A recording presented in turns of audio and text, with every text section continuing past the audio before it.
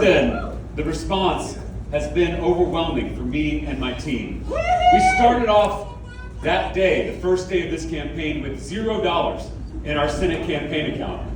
But in just 12 hours, thousands of Texans from all over the state giving $5, $10, $15 raised more than $1 million for this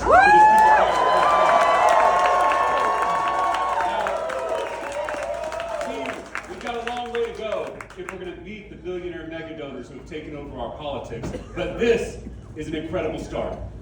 Thousands of Texans since that day have showed up to rally with us in Round Rock, in San Antonio, in Fort Bend, in Houston, and last night in deep red Longview, Texas. And it's not just campaign events. On Saturday, I joined the picket line in downtown Houston with striking hotel workers who are demanding better wages and better working conditions. And then yesterday, I got to visit Pine Tree High School in rural East Texas, and I got to judge the cookie baking contest of their culinary students. I ate 12 cookies in a row, and they were delicious. We did all that because this is truly a campaign of, by, and for the people. 8 years ago, I launched my first campaign for the Texas House of Representatives back home in Williamson County. And back then, I was told the race was unwinnable. I was told flipping a Trump district was impossible. I was told I was too young. I was told I didn't have the money or the political connections to win. I was the underdog in that race. But my neighbors and I ran an aggressive, authentic, unorthodox campaign, and on election night, we flipped that district with 51% of the vote. Now I'm the underdog once again in this race, both in the primary and in the general. But my life has shown me always bet on the underdog. Before I was a politician, I was a public school teacher. I taught 6th grade language arts at Rhodes Middle School on the west side of San Antonio. And I often say that teaching middle school is the best preparation for politics. If you want a leader who can be both tough and compassionate, hire a middle school teacher. On the west side of San Antonio, if you've never been, it's a beautiful, historic Mexican-American neighborhood. It's also one of the poorest zip codes in the entire state of Texas. So every day my students struggle heroically to overcome poverty, overcome racism, overcome systems that were designed to hold them back. My students weren't just kids, they were survivors, dreamers, fighters. Every day I saw it in their eyes, this unshakable resolve, this unconquered spirit. Growing up, I saw that same fight in my mother, a preacher's daughter from Laredo who left home at 19. She moved up to Austin. She met my birth father, a 21-year-old high school dropout whose drinking problem sometimes led to violence. One night, he became abusive again. But that night, my mother's love rose to meet it. She packed all our stuff into her little Ford Escort. She drove me to the hotel where she worked. She begged the manager to let us stay in one of the rooms until we found this little apartment in East Austin. There wasn't room for a nursery, so I slept in a crib in her closet. And she was so proud of that closet. She decorated it with toys and pictures. No one was going to tell her it wasn't a nursery. Always bet on the underdog.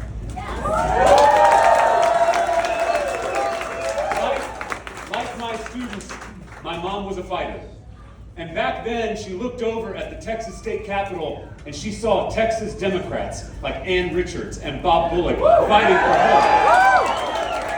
And so, when I was 5 years old, no joke, she told me we were Democrats. Because, she said, Democrats fight for the people. Let's be very honest. We haven't seen that kind of fight from the National Democratic Party in quite a while. But at this critical moment in our nation's history, we need fighters, not folders. Just imagine a Democratic Party that stands up to big money and isn't captured by it. Imagine a Democratic Party that listens to the people, not DC consultants. Imagine a Democratic Party that delivers on housing, on healthcare, on education, and actually defeats the right-wing extremists who have taken over this country. National Democrats don't know how to fight. No. They're comfortable on the coasts, and they're comfortable with the status quo. But there's something about living in a red state that makes you scrappy. Because Texas Democrats know how to fight. Whether it was LBJ pushing the Great Society through Congress, or Barbara Jordan impeaching Richard Nixon, or Wendy Davis holding the floor of the Texas Senate for 13 hours, or Beto O'Rourke interrupting Greg Abbott's press conference in or Texas House Democrats breaking quorum to shine a national spotlight. Texas Democrats know how to fight. We know how to fight for the people. We know how to fight for the underdog. That is what we do. We fight for the many against the powerful few, whether they are bullies, bigots, or billionaires. You know, the more I see what's happening in this state and in this country, the more I think the only minority destroying America is the billionaires. Trans people are 1% of the population. Muslims are 1% of the population. Undocumented people are 1% of the population. We are focused on the wrong 1%. Trans people aren't taking away our health care. Muslims aren't defunding our schools. Immigrants aren't cutting taxes for themselves and their rich friends. It's the billionaires and their puppet politicians. The culture wars are a smokescreen. So many of the divisions in this country are manufactured by billionaires who want us fighting each other so that we're not fighting them. They want us looking left and right at each other so that we're not looking up at them. The biggest divide in our politics is not left versus right. It's top versus bottom. The people at the top, the Elon Musks, the Rupert Murdochs, the Mark Zuckerbergs of the world, they work so hard to keep us angry and divided because our unity is a threat to their wealth and their power. So their social media algorithms and their cable news networks tear us apart every minute of every hour of every day.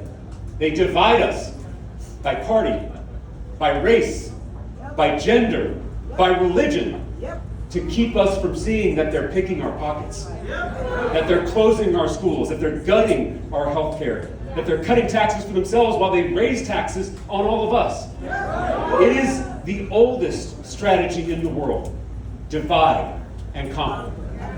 They are trying to keep us from seeing all that we have in common.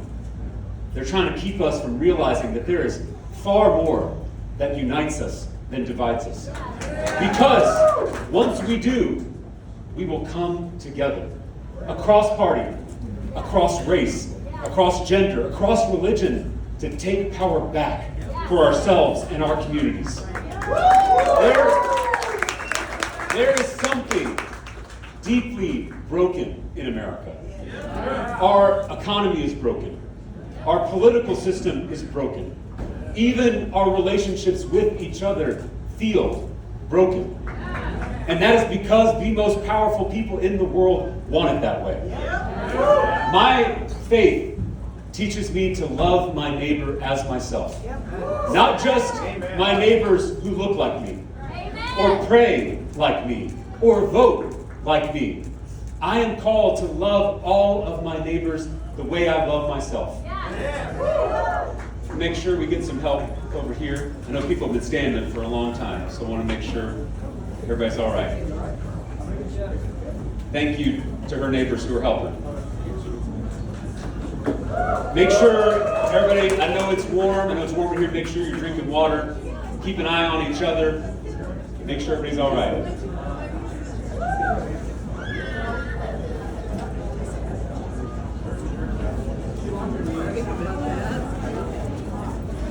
Make sure you're keeping your knees loose. I know you've been standing for a long time.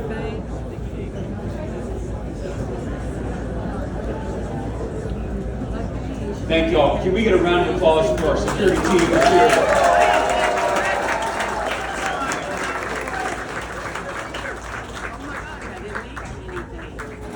While they're taking care of her and making sure she's okay, I know that we've had a ton of people wanting to get into the event. I think we've got folks on the patio who can hear us right now. They can't see us, but I do want to let everyone hear them.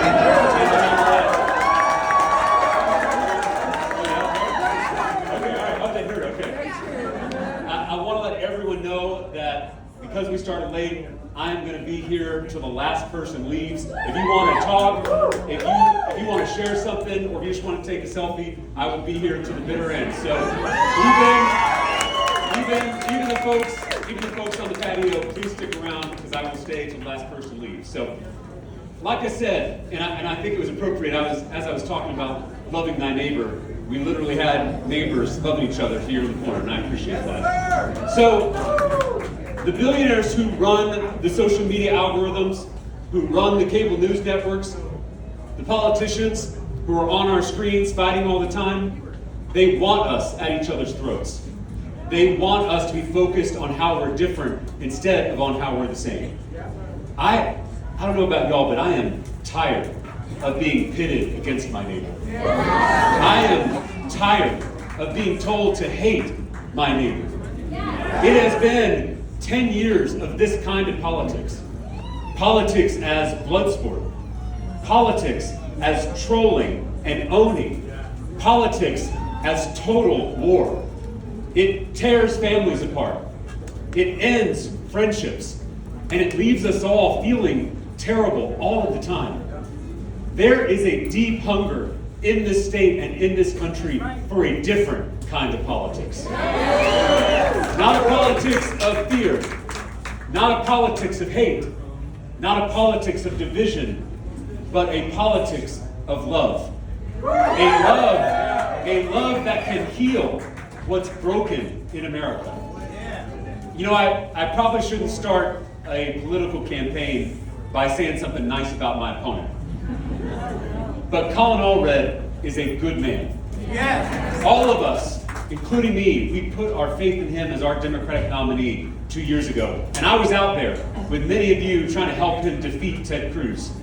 And at the time, I said, Ted Cruz is the worst senator in America. Yes.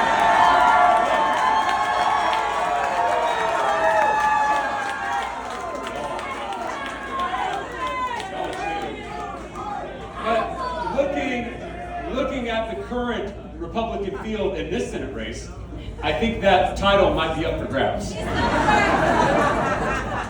Neither John Cornyn nor Ken Paxton deserve the honor of representing this great state.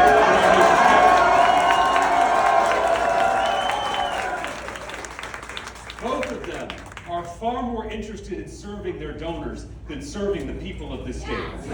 Both of them have sold us out time and time again.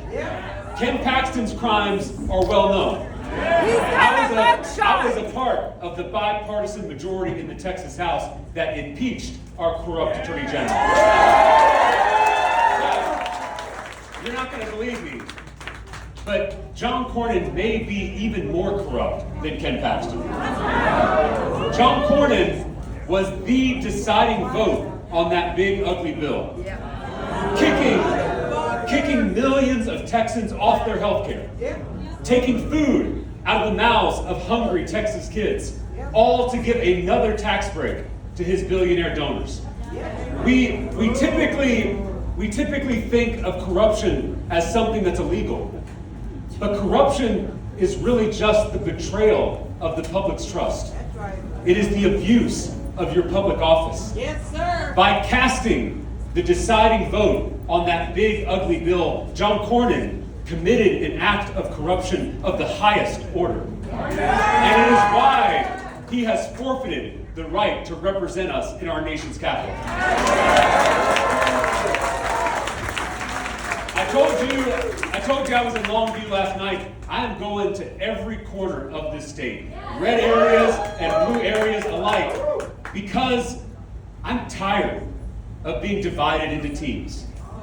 Red versus blue, left versus right, rural versus urban, because the truth is, we're all on the same team. Do you have an elderly parent or grandparent who needs care? So do I. Do you struggle to afford the high price of everything?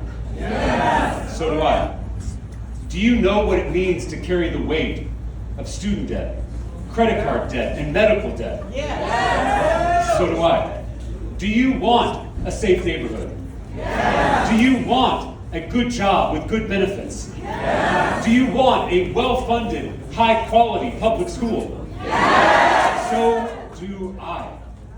You're on my team, and I'm on yours. The billionaires who run these platforms and these algorithms, they want to divide this team. They are afraid of what we're going to do together. They do it all the time. They pit us against each other. They provoke our outrage so they can get more clicks, which gets them more money. It is the rage economy. Yes. The most revolutionary thing you can do in an age of division is bring people together. Because we are far more the same than we are different. Yes. We have shared problems and shared dreams. Imagine who we could take on if we did it together. Imagine what we could change in this country if we did it together. As one team, we're unstoppable. I want to leave you with one last thought. My granddad was a Baptist preacher in South Texas. And when I was real little, he told me that we follow a barefoot rabbi who gave 2 commandments: love God and love neighbor. Because there is no love of God without love of neighbor. Every single person bears the image of the sacred, however you define that. That's right. Every single person is holy. Every single person counts. This American experiment started with that same self-evident truth that all people are created equal. Yes. This democracy of ours is a lot more than a constitution. It's a covenant. It's a relationship between neighbors. It's a promise that we make to each other to share this beautiful country. Those billionaires and their public politicians are breaking that promise as we speak. Breaking promises in a relationship is not love. It's abuse. And my mom taught me that true love doesn't tolerate abuse. 2,000 years ago, when the powerful few abused the many, that barefoot rabbi walked into the seat of power and flipped over the tables of injustice. His love rose to meet that abuse without becoming it. So to those who love this great state, to those who love this great country, to those who love our neighbors, it's time to start flipping tables. That